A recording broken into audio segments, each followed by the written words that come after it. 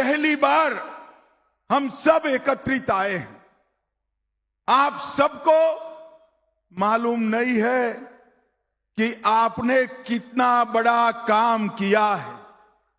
आपको लगता है देवेंद्र फडणवीस फिर से मुख्यमंत्री बन गए। इतनी बड़ी मात्रा में हमारे कार्यकर्ता विधायक बन गए, मंत्री बन गए। हमारे साथी शिवसेना, एनसीपी, सच्ची शिवसेना और सच्ची एनसीपी को भी विजय प्राप्त हुई, परंतु महाराष्ट्र के विजय के कई मायने। महाराष्ट्र की विजय ने 1978 से शरद पवार जी ने जो दगा फटका की राजनीति शुरू की थी, उसको 20 फुट जमीन में दफनाने का काम आप लोगों ने किया।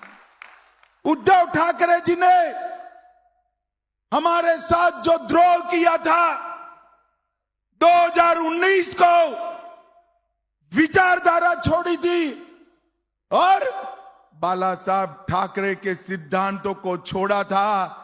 झूठ फरेब कर कर मुख्यमंत्री बने थे। वो उद्धव ठाकरे जी को आपने उनकी जगह बताने का काम किया है। हमेशा के लिए 78 से लेकर 24 तक महाराष्ट्र अस्थिरता का शिकार रहा। वो अस्थिरता की राजनीति को समाप्त कर कर एक स्थिर रास्ते पर चलने का काम ये मजबूत देवेंद्र फडणवीस सरकार देकर आपने किया है। इसके साथ साथ हिंदुत्व और मोदी जी की विकास की राजनीति, ये सब हमारे विरोधी बाहें चढ़ाकर, बाहें फैलाकर राह देखकर बैठे थे कि लोकसभा के बाद महाराष्ट्र में हमारी विजय होगी। उनको इस स्वप्नों को चकनाचूर करने का काम आप सभी ने किया है। और भाइयों बहनों, मैं जब आया था 9,500 कार्यकर्ताओं से बातचीत की थी। मैंने कहा था कई चुनाव ऐसे होते हैं जो राज्य को असर करते हैं और कई चुनाव होते हैं जो देश की राजनीति को बदल कर रख देते हैं। भाइयों बहनों, मेरी बात याद रखना, 25 साल के बाद इतिहास साक्षी बनेगा। आपका महाराष्ट्र का महाविजय वो देश की राजनीति को फिर से पटरी पर चढ़ाने का काम किया है। और ये महाविजय का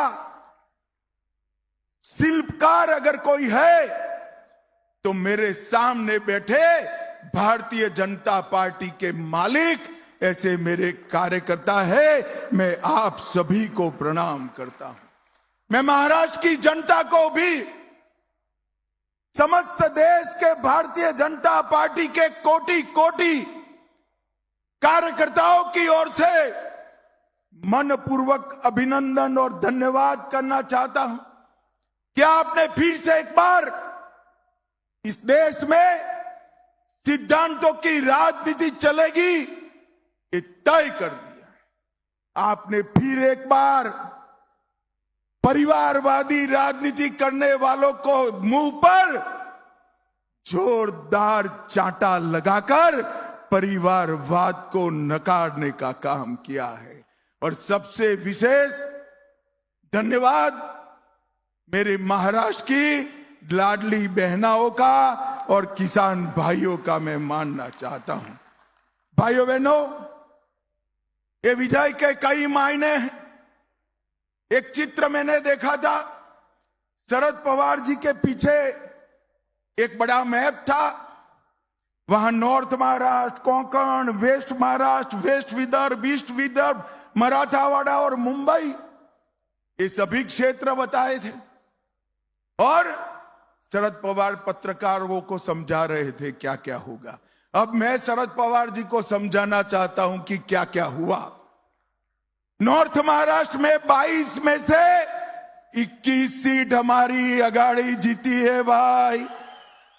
कोंकण में 17 में से 16 सीटें, पश्चिम महाराष्ट्र में से 26 में से 24, वेस्ट विदर्भ में 17 में से 15, ईस्ट विदर्भ में 29 में से 22, मराठावाड़ा में 20 में से 19 और मुंबई में 17 में से 15 सीटें जीतने का काम आप सभी ने किया। आप सभी ने, कहीं किसी का टिकट कटा, कहीं किसी की महत्वाकांक्षा का पोषण नहीं हो पाया, फिर भी हमारे दोनों साथी दलों के लिए कमल को ही सर्वस्व मानकर शिवसेना और एनसीपी को भी जिताने का काम किया है और गठबंधन धर्म को मजबूत करने का काम किया है।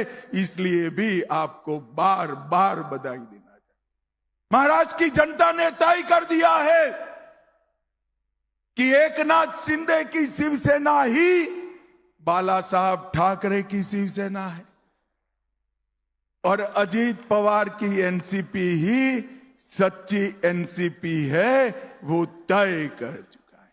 और जिन्होंने धोखा और विश्वासघात की राजनीति शुरू की वो शरद पवार जी, और अंतिम धोखा जिसने दिया वो उद्धव ठाकरे जी। दोनों को घर पे बिठाने का काम महाराष्ट्र की जनता ने किया है। महाराष्ट्र की जनता ने फिर से एक बार मोदी जी की विकास की राजनीति को उस पर थप्पा लगाने का काम किया है। महाराष्ट्र की जनता ने फिर से एक बार सनातन संस्कृति और हिंदुत्व को महाराष्ट्र मानता है, इस पर थप्पा लगाने का काम किया है। और भाइयों बहनों, अभी अभी 24 गया है। 24 का साल भारतीय जनता पार्टी के इतिहास में बड़ा सुकनवंता साल रहा है। 24 के साल में ही हमारे नेता मोदी जी लगातार तीसरी बार इस देश के प्रधानमंत्री बने। 24 के साल में ही हमने हरियाणा में लगातार तीसरी बार विजय प्राप्त करी। 24 के साल में ही आंध्र प्रदेश में पहली बार एनडीए जीता। 24 के वर्ष में ही पहली बार ओडिशा में पूर्ण बहुमत की कमल फूल की सरकार बनी। 24 में फिर तीसरी बार सिक्किम में एनडीए जीत कर आया और 24 में फिर एक बार महाराष्ट्र में तीसरी बार हमें जनादेश मिला है। ये 24 का वर्ष बड़ा महत्वपूर्ण वर्ष रहेगा जब भी भारतीय जनता पार्टी का इतिहास लिखा जाएगा।